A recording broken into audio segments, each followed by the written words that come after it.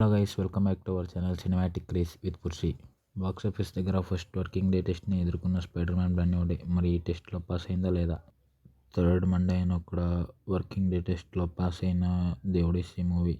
వీటి గురించి మాట్లాడుకోవడానికంటే ముందు ఒకసారి మన ఛానల్కి అయితే విజిట్ చేయండి. ఒకవేళ మీకు కనుక కంటెంట్ నచ్చితే మన ఛానల్కి సబ్స్క్రైబ్ చేసుకోండి. చాలామంది అయితే మన వీడియోస్ చూస్తున్నారు కానీ సబ్స్క్రైబ్ చేసుకోవట్లేదు. అలాగే మన వీడియోకి లైక్ చేసి మీ ఫ్రెండ్స్కి షేర్ చేయండి.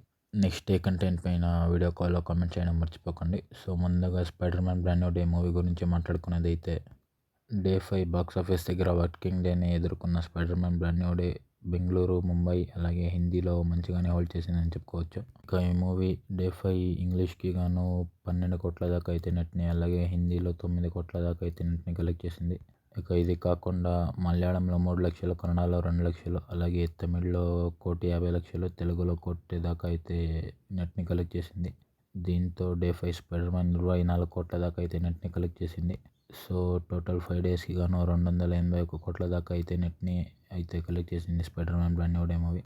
సో దీంతో highest 4 day grossers at India ప్లేస్లో అయితే Spider Man brand new day 8th ప్లేస్ని అయితే దక్కించుకుంది. ఫస్ట్ ప్లేస్లో అయితే పుష్ప 2 విత్ 578 crores నెట్తో అయితే కొనసాగుతుంది. ఇక స్పైడర్ మ్యాన్ అయితే 296 crores నెట్తో 8th ప్లేస్ని అయితే దక్కించుకుందనే చెప్పాలి.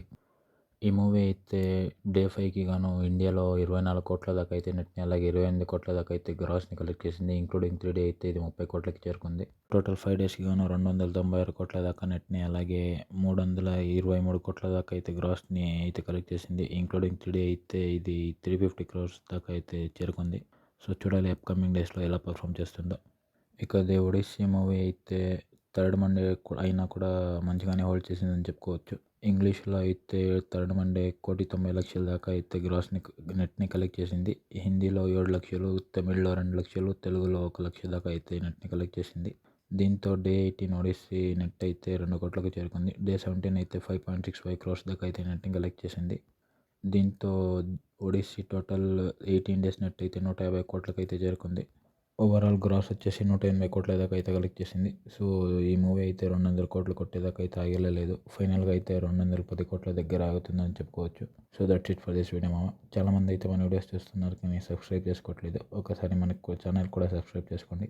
ఎందుకంటే మనం కూడా ఎక్కడెక్కడ సోర్సెస్ గ్రాస్ రిపోర్ట్ ఫిగర్స్ అన్ని ఎత్తేస్తాం కాబట్టి, సో మాకు కూడా పుష్లా ఉంటుంది. సో మన ఛానల్ సబ్స్క్రైబ్ చేసుకుని మన వీడియోకి లైక్ చేసి మీ ఫ్రెండ్స్కి షేర్ చేయండి. That's it for this video మామ. Thank you, tata, take care, by.